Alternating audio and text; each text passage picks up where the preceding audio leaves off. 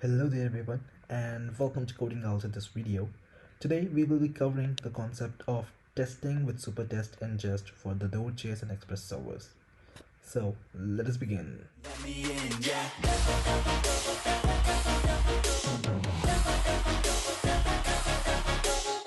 As always, to quickly begin, I have already created the folder called testing Node.js Jest, and let me just quickly open the Visual Studio Code window to show you what's going inside this folder. Inside this folder, I have installed two packages, Axios and Express, and I have also installed NodeMon as a dev dependency. This is basically to run your server and watch for the changes. If I go to the index.js file, you can see it's importing the app from the app.js file and then just listening on the port 7001. This is to run the server basically. And if I go to the app.js file, it's just creating an Express app, and it has a simple route which is called get random code by author. In this route, we're taking the author name, and based on the author name, we're deciding if we want to call the API or if we want to send an error message. If we call the API, we're returning back the random code retrieved from the API. And this is it for the project. And I'll tell you why we have separated the app.get routes and the app.listen on the later stage of this video. So to quickly start and do our testing and write our testing code, let us install the packages required. So open your terminal and run the command npm I. We need Jest and we need Supertest, so that's what we're gonna install. As it installs in the background, let's just quickly go and create our required files. So we will need a file called index.test.js, and this is the file where we'll be putting all of our testing code.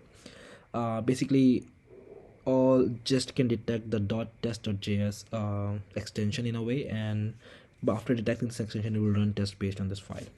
Okay, so let's wait for it to be installed and we can go on and write more of our test cases.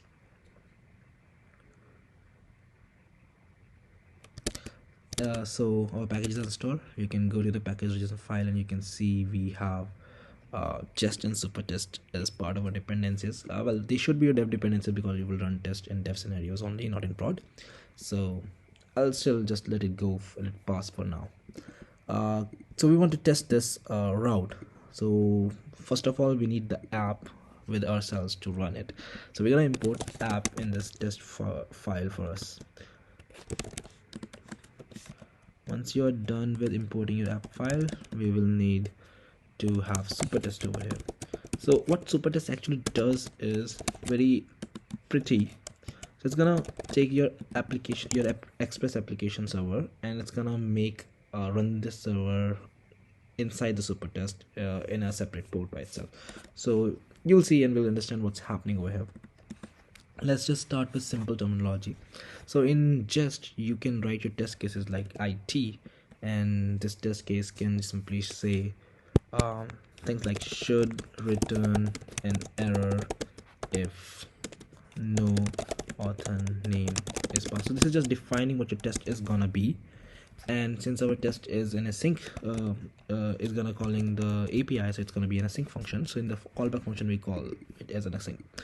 Now, what you want to do is you simply want to go and have a response, and this response is gonna be from the Supertest, which is taking the app as an input, and from this app you can call the get API. And all you want to do is go into the app.js file, copy this code API and put it over here. So this is what we're going to be testing. We're going to test the app for a get request for this route, and we're just gonna send it. We're just gonna wait for it. Now, since this is an API call and it's a synchronous API call, we also need to wait for the response, right? Now there's another keyword we are gonna be looking into, and this is expect. Expect is also a keyword found in Jest, and it's more like what you're expecting from the variable inside it. So it's like that's where the tests are going. So from your response, you're expecting the response or status. Right, so this is the variable you want to test, and you want it to be you want it to be 400, right? Now let's just quickly go in our terminal and run the test. Now before running the test, obviously we need a script over here. In the package.json, you're gonna create a script called test, and this script is gonna be simply just, and I think that's it. We need that, and you can just run the command npm run test. When you click enter, you'll see it starts running and it says one test passed. Right now, this is what your basic test looks like, and that's pretty much what you're going to be doing. You're going to be creating a response. You're going to be sending it more query params maybe if required, and you're gonna test your response against some variables. So for example, I'm also going to go and test expect now response. So response dot body dot, we know that error should be true in this case, right? To be true. And also we can do more of the other things. If I go and I run this again, you can see it still passes because both of the assertions are true, which is that response.status to be 400 and response.body.error to be true. That's quite fun. Now if we want to create another test, and this time the test is gonna be about the API to return an actual response, so we're gonna do should return an actual code by, let us say, Mahatma Gandhi, and we're gonna just make another async callback function over here. Cool. Now our response again is gonna be the same thing. Const response equals to await supertest. In the supertest, we're gonna be passing our application. We're gonna have a get route, and this time we're gonna copy this same route. And what we're gonna do is what's gonna be, so if you want to send query parameter, you can just use the query keyword, and now you're gonna be sending the query parameters as an object. So for example, we want to send to the app.js file a query parameter of author. So what we're gonna do is say author, and we're gonna name it as Mahatma Gandhi. Right now this is gonna make the query parameter and make the API call. Once we are done with that, we can say expect response.status to be, and 200, we want it to be 200 here. Now at the same time we can also check for the body, but for now I'm gonna just do the body.error to be, let's say it should be false, right? Cool. Now we're not doing the full check, we're not checking for if the code is coming from Mahatma Gandhi, and we're gonna do it in a while. For now we'll just want to run this test and see what's happening. If I do npm run test, you can see the one test case has failed, and it's saying the connection has been refused. I think I got it. We did a simple mistake, and we need to put a backslash over here. Now let's just run the test again, and it should give me a test passed response. I'm waiting for it. It says one test failed again, and it also says test did not exit. So what has happened over here? Axios is not defined. Have I not imported Axios? Yeah. Okay, that's where test cases are gonna be helpful. So we need to import Axios over here, and it has already started telling things that where our server is wrong. So now if I go again, if I run the server back again, I think this time I should see that 2 tests have passed. Now we want to test for more things. We want to make sure that the code is coming from Mahatma Gandhi and nobody else.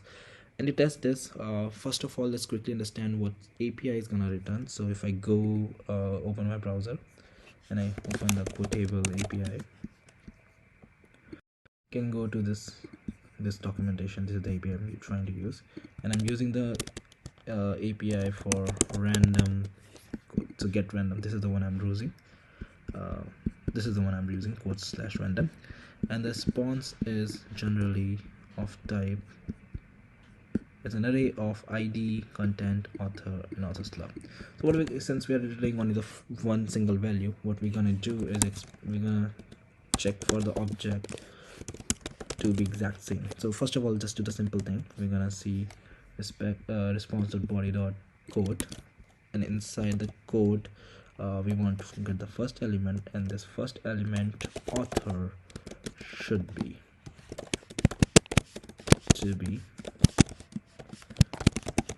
Mahatma Gandhi. Now let's test it out, and we know that the author is gonna be Mahatma Gandhi. So let's run this. As you can see, the test is still passed. Now let us also see how you can make the same request with the post route. So let's just go in our app.js and copy this whole route, and we're gonna be using the same route, same output. We just need the body to be here, and to make sure that our server utilizes the JSON, I'm gonna do this so that it can take JSON inputs, right? Now we'll go back to our index.test.js file. First of all, we'll need to change this query to send. Now this will send a JSON value, and also we need to change this to post. What I'll do is I'll quickly make a copy of this so that we can see 3 tests over there. So what we're gonna do is we're gonna make this post, and we're gonna make this send. Also, we want to make sure that our server is listening for it's accepting the JSON file, JSON input. So we're gonna do application.json. Once you're done with all this, you can just again run this npm run test command, and you will see that all your tests have run. What has happened? It is saying that the route is not found because we have not changed it to post. We can save it. Now we can go back and run the command. So as you can see, test is telling us a lot of things. So if we are determined that what our tests are gonna do, we can always figure out the bugs. Now for example, let's say if this API had a bug and it was sending some random code and not sending the code of the author, we will figure it out early on. So you can see if I run the test, I can see my test failed because I'm getting the Ralph Waldo Emerson's code and not the code from Mahatma Gandhi. Now this is how tests are useful, and this is how you can test your Express APIs using Supertest and Jest. If you like this video, please like the video and do comment if you want me to make a video on some other topic. And as always, thanks for watching.